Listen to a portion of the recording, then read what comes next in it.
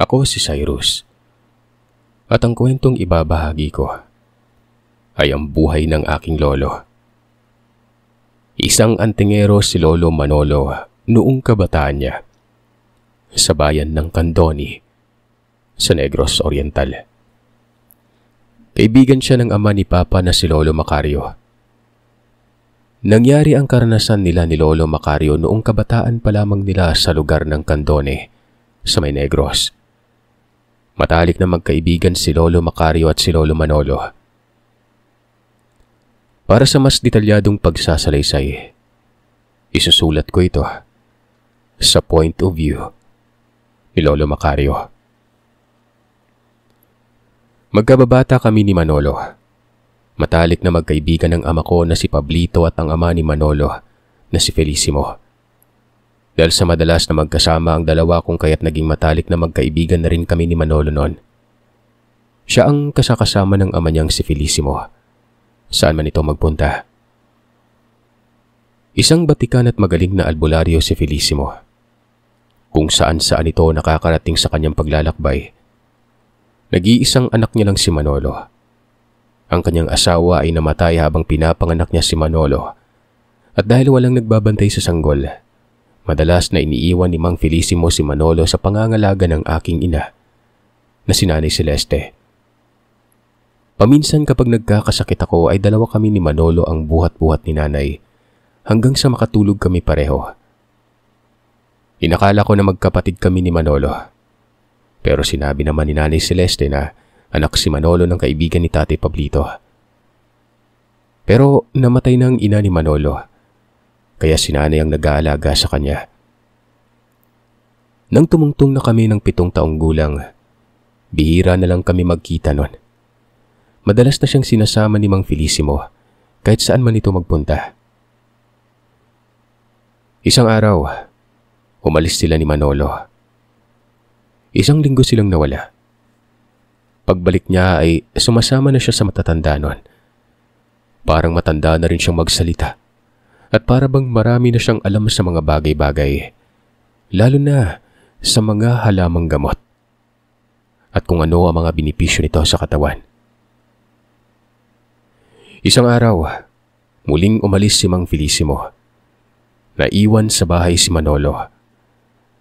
Dahil bata kaya mahilig kaming maglaro sa noon ay inaaning palayan. Tumatakbo kami sa pilapil nang bigla akong nakatapak ng ahas. Kinagat ako. Takot na takot ako dahil iniisip ko na mamamatay na ako noon. Si Manolo noon ay nakasunod sa akin habang hinawakan niya ang kanyang tirador. Kaagad niyang dinakma ang ahas at hinawakan ang magkabilang parte ng panga nito. Mabilis niyang pinakagat sa ahas ang sanga ng kahoy na nadampot niya. Pagkatapos ay tinapon niya ito sa malayo. Habang ang sugat ko naman ay kaagad niyang tinalian ng goma ng tirador. Pagkatapos ay sinakay niya ako sa kanyang likuran habang tumatakbo sa pilapil noon at humihingi ng tulong. Dali-dali naman kami noong sinaklolohan ni Tatay. Mabuti na lamang at kasama ni Tatay si Manong Idig, ang tao sa amin na sanay sa panggagamot sa kagat ng ahas noon. Kaagad na kumuha si Manong Idig ng goma para sana pantali sa parting nakagat ng ahas pero namangha siya nang nakita niyang nakatali ang parte ng binti ko na may kagat noon. Kaagad siyang nagtanong kung sino ang gumawa ng pagtali. Si Manolo ho. Mali po ba yung pagtali niya, Manong? Sumagot naman si Manong Idig na tamang-tama ang ginawa ni Manolo.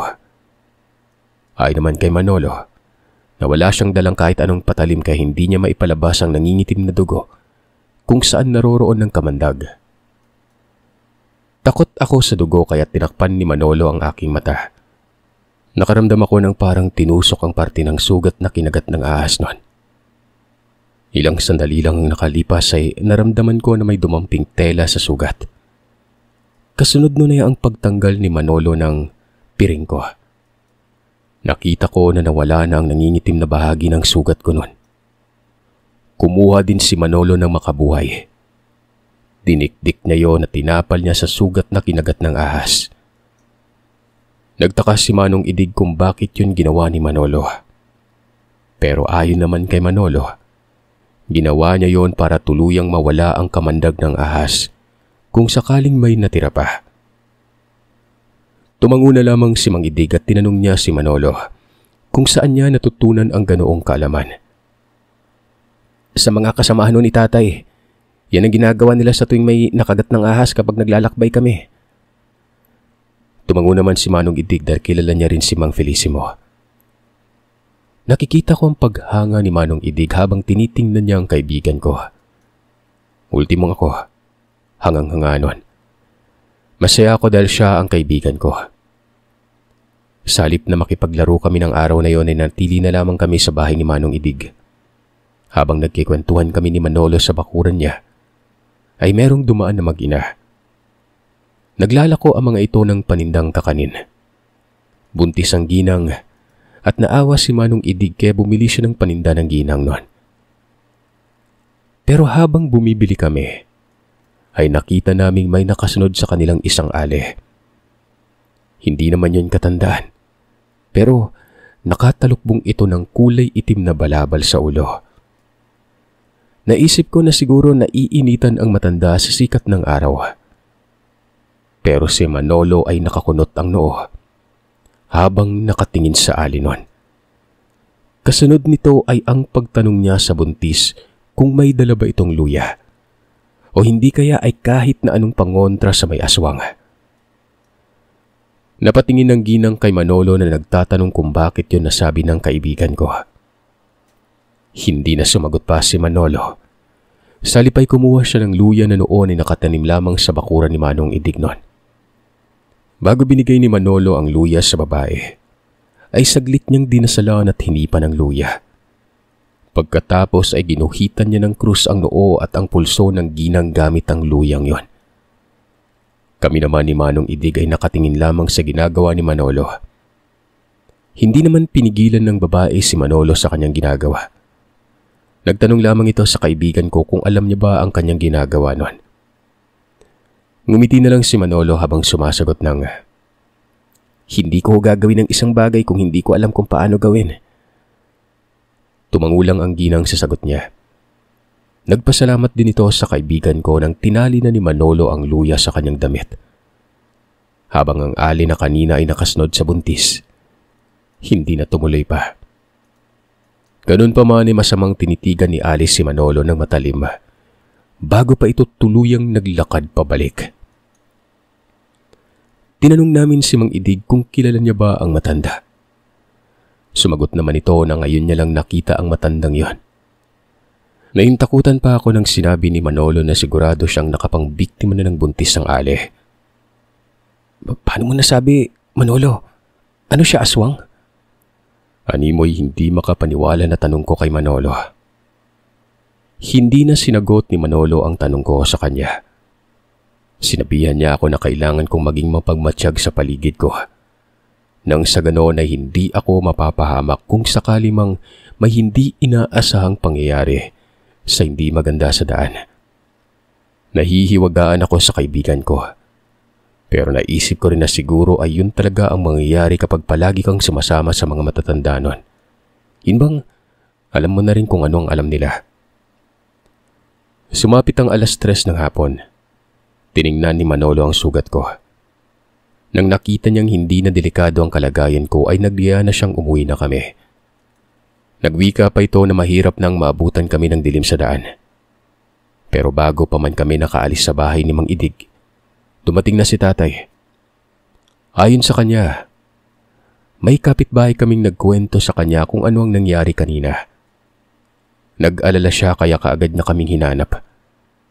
Talamak kasi sa amin ang mga nakakagat ng ahas at karamihan sa mga ito ay hindi na naaagapan pa.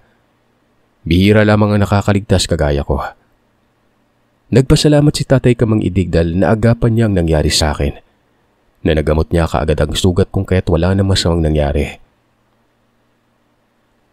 Hindi ka dapat sa akin magpasalamat, Macario. Kundi dyan sa kaibigan ng anak mo, si Manolo. Maghalong pagtataka at pagkamangha ang mababanag sa itsura ni tatay habang tinitingnan niya si Manolo, na noon ay abala sa paglalaro ng gagamba. Bata lamang kung titingnan si Manolo, pero ang kakayahan nito ay maihahalin tulad na sa kakayahan ng isang matanda.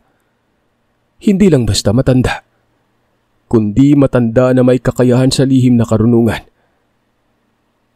Napangiti na lamang si tatay. Animoy alam niya kung ano ang ibig sabihin ni Manong Idig doon. Ilang sandali pa ay nagpaalam na kami kay Manong Idig. Nauwi na. Naghihintay si nanay sa bahay at malamang ay matindi na rin ang pag-aalala niya sa balitang nakarating sa kanila.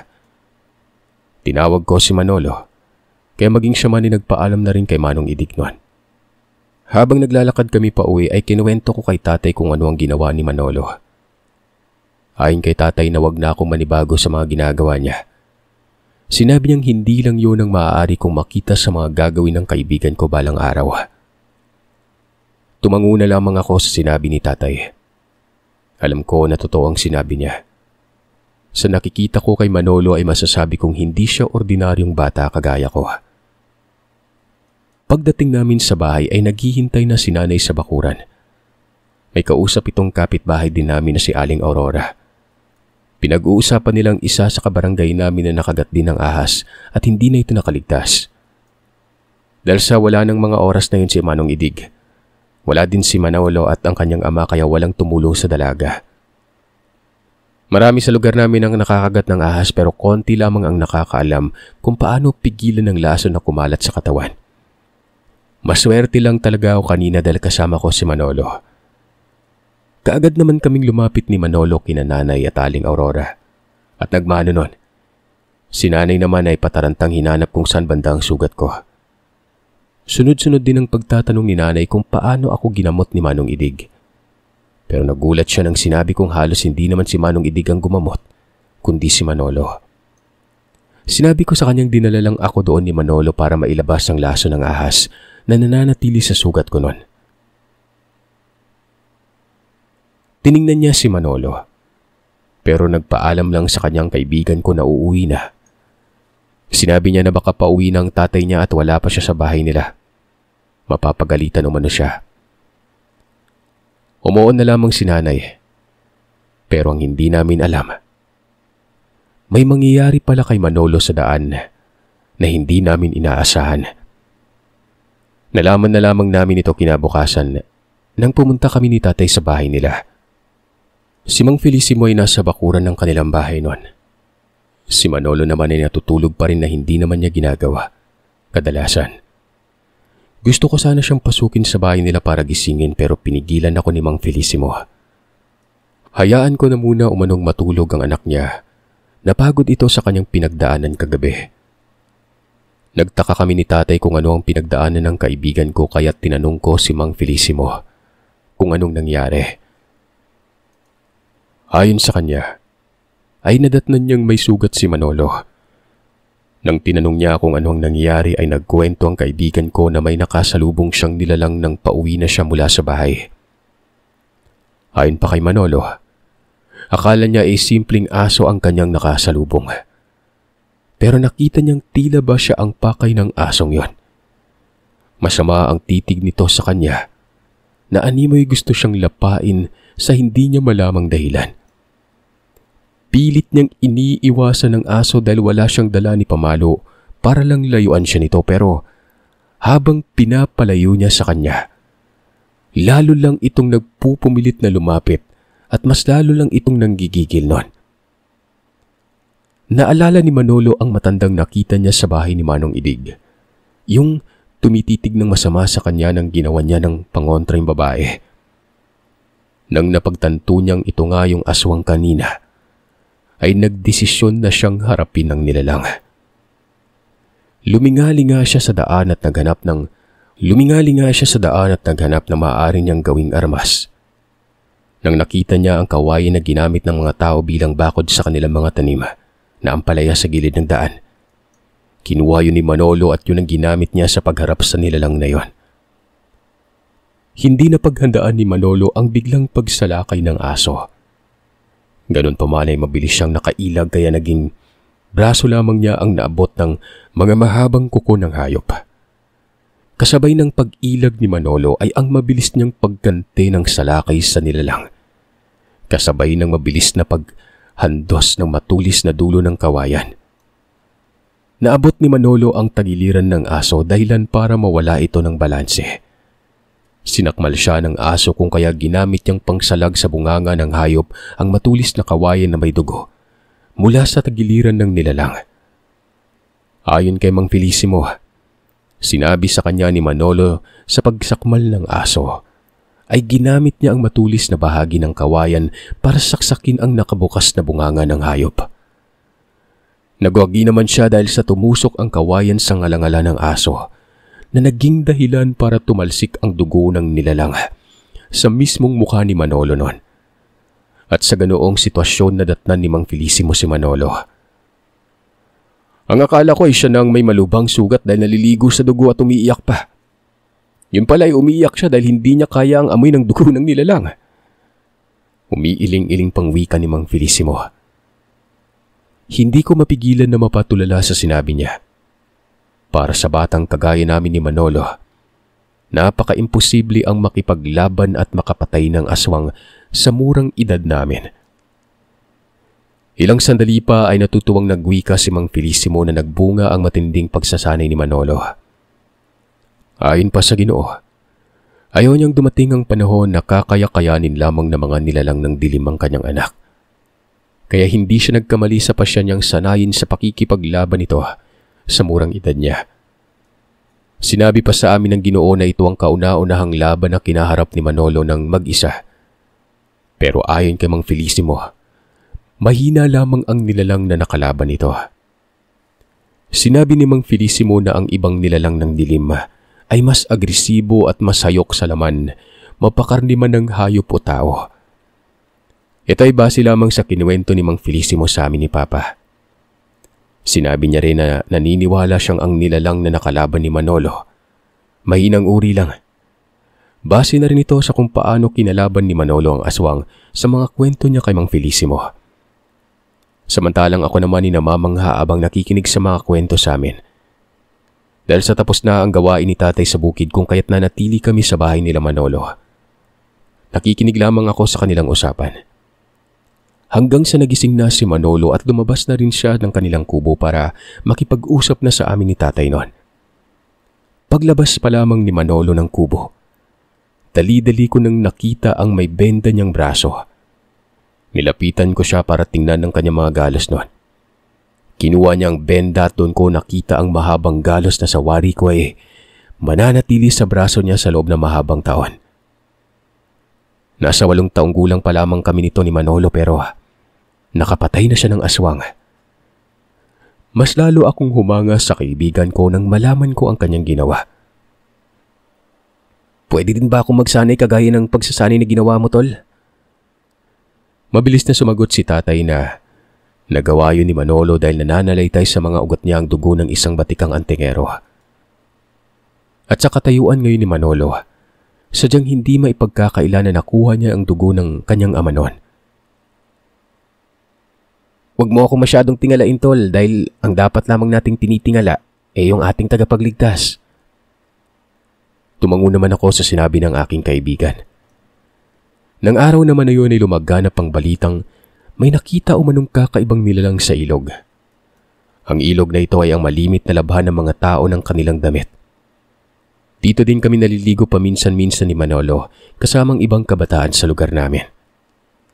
Ayon sa narinig naming usapan, ay may nakita silang alanganing aso at alanganing tao ang mukha ng hayop. Ayon pa sa isang tsismosa sa amin, sinubukan pa ng nilalang na magpalit ng anyo at bumalik sa pagiging anyong tao noon. Pero hindi na kinaya ng katawan nito ang kanyang kagustuhan. Dahilan para manatili ito sa pagiging aso. Pero ang ibang bahagi ng katawan niya, parang tao na umano. Kabilang na doon ang kanyang mga nguso na nasaan yung tao pa rin pero ang bibig ay parang bibig ng tao noon.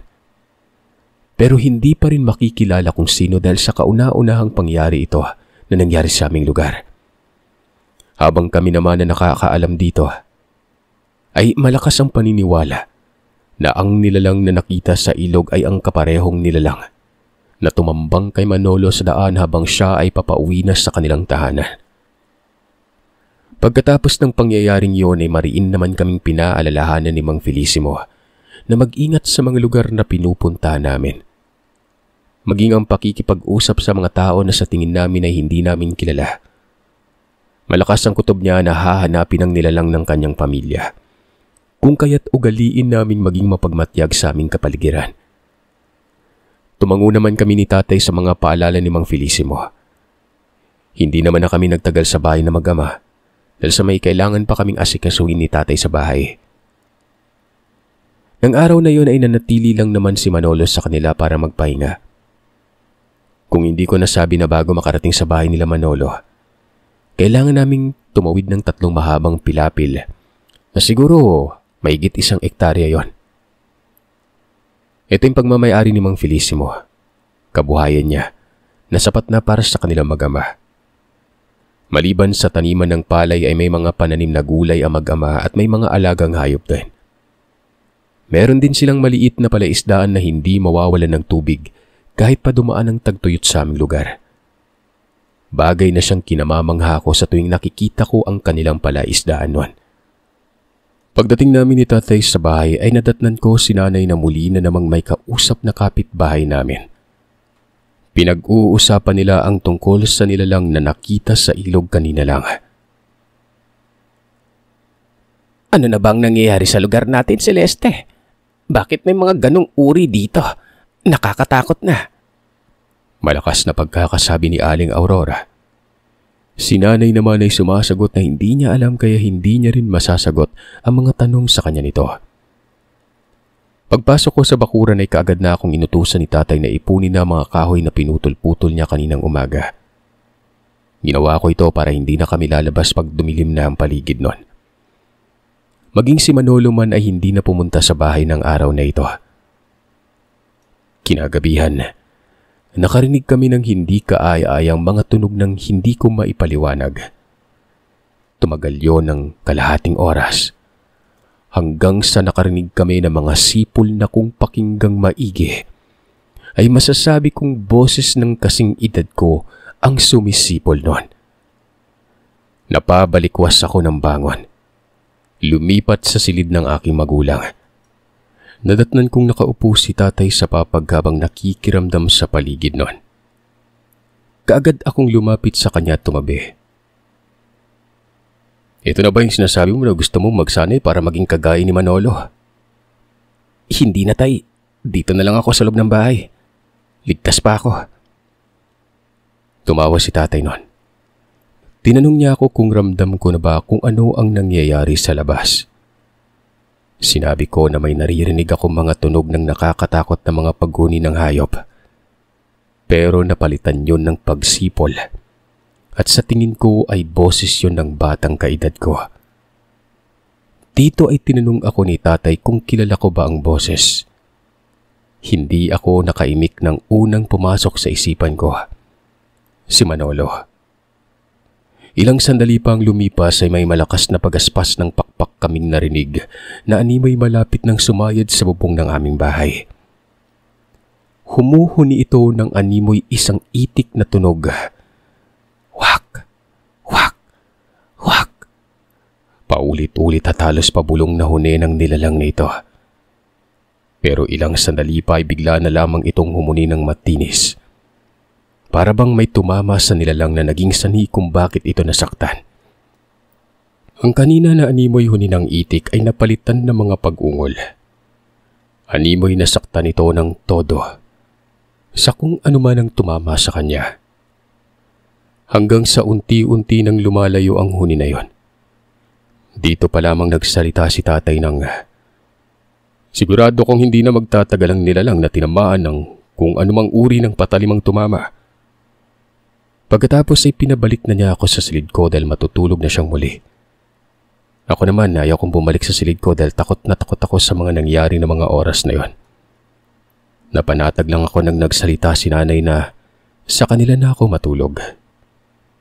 Napailing na lamang ng ulo si tatay na mabilis akong pumagitna ng higa sa pagitan nila ni nanay. Kinabukasan tanghali na ako nagising. Paglabas ko ay kaagad kong tinawag si tatay. Pero wala na ito sa bahay. Paglabas ko sa bakuran ay nakita ko si Aling Aurora na muli na namang kausap ni nanay noon. Nagkikwento ito tungkol sa ipo-ipo na ayon sa ginang ay dumaan kagabi sa lugar namin. Ayon pa sa kanya ay matindi ang mga sipol ng hangin na kanilang naririnig kaya inutusan niya ang kanyang asawa na itali ang kanilang mga gamit at baka tangayin ng ipo-ipo ang kanilang bahay. Si nanay naman ay tumangutango lamang sa mga kwento ng Ginang Aurora. Tinanong ko si nanay kung nasaan si tatay. Sinabi naman niya na nasa bahay nila Mang Felicimo. Kumain na ako ng agahan at mabilis na nagpaalam kay nanay na pupunta ako sa bahay nila Manolo. Kagad naman siyang pumayag kaya patakbo akong pumunta sa bahay ng kaibigan ko. Tinitingnan ko ang palayan kung saan namin naririnig na nagmumula ang mga ingay kagabi. Pero wala naman akong nakitang bahid ng kung anong nangyari. Parating ako sa bahay nila Manolo nang nakita ko si Mang Felicimo at si tatay na nag-uusap sa bakuran. Kagaya ng nakaraang araw ay wala si Manolo. Pagdating ko ay kagad na sinabi ni Mang Felicimo na natutulog pa rin ito. Napagod, kakasipol kagabi. Habang sinasabi niya yun ay pangiti-ngiti pa na animoy alam niyang takot na takot ako kagabi sa mga naririnig namin. Hindi nagtagal at lumabas na rin si Manolo. Batid pa sa itsura ng kaibigan kong pagod. Ganun pa man ay nakita ko ang kasiyahan sa itsura nito. Dali-dali ko siyang nilapitan at kinausap. Tinanong ko siya kung siya ba ang may gawa ng mga sipol na naririnig namin kagabi. Hindi ito sumagot pero ngumingiti ito na animoy masaya siya sa nangyari. Mas matatawa ka tol pag narinig mo yung kwento ni Aling Aurora tungkol sa ipo-ipo. Pinatali daw niya lahat ng kagamitan nila sa bahay baka tangayin eh. Kwento ko sa kanila. Tumagal kami ni tatay sa bahay ng mag-ama ng 1 oras noon. Pagkatapos noon ay nagpaalam na si Mang Felicimo na kailangan na nilang atupagin ang mga gawain nila sa kanilang taniman. Malapit ng anihan ng kanilang palayan. Sinabi din ito na pagkatapos ng anihan ay kailangan niyang umalis. Kailangan niya rin munang makita ang lugar na puntahan niya nang sa ganon ay malaman niya kung maaari niya bang isama si Manolo sa susunod niyang pagbalik sa lugar na yon. Tumulong naman kami ni tatay sa pag-ayos ng kanilang pananim sa likurang bahagi ng kanilang bahay. Pagkatapos nun ay masaya namang kumatay ng manok sina tatay at Mang Felicimo. Doon kami kumain sa kanila. Kinahapunan ay umuwi na kami ni tatay dahil marami na rin kaming kailangan gawin sa bahay. Maayos naman na lumipas sa mga araw. Nakikita naming paminsan-minsan ng buntis na naglalako ng kanyang mga paninda. Pero hindi ko na muling nakita pa ang matanda na noon ay laging nakabuntot sa buntis na yon. Naisip ko na marahil ay ito ang aswang na nakainkwentro ni Manolo. Hanggang sa dumating ang araw ng pag-ani ng palayan nila Manolo. Nakiani din si tatay. At dahil sa malapit lamang ang palayan sa bahay namin kaya nakisali na rin sa pag-ani si nanay noon. Muli kong nakita ang ginang na naglalako ng kanyang panindang kakanin. Gusto ko sanang bumili pero nang kukuha na sana ako ng paninda ng ginang sa sisitlan nitong bayong. Pinigilan ako ni Manolo. Kasunod nito ay ang direkta niyang pagtitig sa babae habang nagwiwi ka ng, "Manang, sigurado ka bang walang lason yung paninda mo?" Matalim ang tingin ng matanda kay Manolo habang nagwika nang hindi siya nagtitinda ng may lason. Dahil sa sinabi ng babae, hinamon siya ni Manolo na kainin niya ang sarili niyang paninda kung totoong ngang wala itong lason. Pero sa halip na gawin yun ng ginang, para patunayan na wala nga itong lason ay binitbit niya ang kanyang bayong at nagsimula ng maglakad palayo. Bago pa man ito makalayo ay sinalubong na siya ni Mang Felicimo. Nakita ko ang pag-aalangan sa itsura ng babae nang nakita niya ito, na para bang kilala niya yon. At para bang natatakot siya sa ama ni Manolo. Walang ano-ano ay nagsalita si Manolo at sinabi sa ama niyang ginagaya ng babae ang itsura ng ginang na buntis na muntik ng mabiktima ng aswang. Dahil sa sinabi ni Manolo ay nakita kong bumuka-bubuka ang bibig ni Mang Felicimo. At sa hindi ko malamang dahilan ay hanggang doon lamang ang naaalala ko. Ang kasunod na mga naaalala ko sa nangyari, nasa bahay ako at kaharap ko na si nanay at tatay. Pakiramdam ko pa noon ay umaga pa lang at kakagising ko pa lamang ng oras na yon. Pero nagtataka ako ng pagtingin ko sa pagkainan namin ay nakabukas na ang gasera at gabi na. Niyaya na rin ako ni tatay na kakain na kami ng hapunan. Ano bang nangyari sa'yo, Pablito? Bakit parang tulala ka dyan? Pilit naman akong naghahagilap ng isasagot kay nanay. Wala akong maisagot sa tanong niya, kung kaya't lumapit na lamang ako sa pagkainan at sumabay ng kumain sa kanilang dalawa. Kinabukasan ay maaga pa lamang nasa bahay na si Manolo at Mang Felisimo. Nakiusap ang Ginoo kay tatay na kung maaari ay si tatay na lamang ang magbilad sa araw ng mga naani niyang palay. Sa amin niya rin iiwang muli si Manolo dahil may pupuntahan siyang lugar at hindi niya maaaring isama kaagad doon ang kanyang anak. Pumayag si tatay sa pakiusap sa kanya ni Mang Felisimo. Dahil doon ay muli kaming magkasama ni Manolo na gumagawa ng mga gawaing bahay at kung ano pang pinapagawa sa amin ni nanay. Tuwing umaga at hapon naman ay pumupunta kami sa bahay nila Manolo para pakainin ng mga alaga nilang hayop na baboy at mga manok. Paminsan-minsan ay may naglalako pa rin ng mga kakanin sa lugar namin pero ang mga naglalako ay nasa barangay lang din namin nakatira. Kilala namin ang mga ito. Isang araw, inutusan kami ni nanay na bumili ng isda sa palengke. Magkasama kaming pumunta doon ni Manolo. Nang makarating kami sa lugar ay naririnig namin ang usap-usapan ng mga tao na sa lugar namin ay may mag-amang antingero na kinatatakutan ng mga aswang. Kagad kong tiningnan si Manolo para malaman ko kung ano ang kanyang reaksyon. Malakas ang kutob ko na sila ni Mang Felisimo ang tinutukoy ng mga nag-uusap. Pero nang tiningnan ko ang kaibigan ko ay animoy wala itong pakialam sa usapan ng mga tao noon. Mas lalo niya lang akong minadali na makabili na ng aming mga kailangang bilhin na mga iniutos ni nanay. Gusto ko pa sanang sagutin ng mga nag-uusap tungkol sa mag-amang albularyo na kaibigan ko ang kanilang tinutukoy pero kagad na akong hinila ni Manolo para umalis na. Pagdating naman sa bahay ay kaagad kong sinumbong kay Papa kung ano ang mga nangyari sa palengke. Sinabi niya naman na mas mainam na manahimik na lamang ako sa lahat ng nalalaman ko sa kanilang mga kwento. Sinabi ni tatay na kailangan naming panatilihing lihim ang pagkatao ni Manolo at Mang Felisimo. Nang sa ganoon ay mapanatili ang kaligtasan at kaayusan sa aming lugar. Sinunod ko naman yon hanggang sa nagbinata na kami ni Manolo. Nagdesisyon si nanay na lumipat kami ng tirahan sa lugar kung saan siya ipinanganak at lumaki noon. Yun sa lugar nila sa Candelaria sa Cebu. Simula noon ay nawalan na kami ng komunikasyon ni Manolo.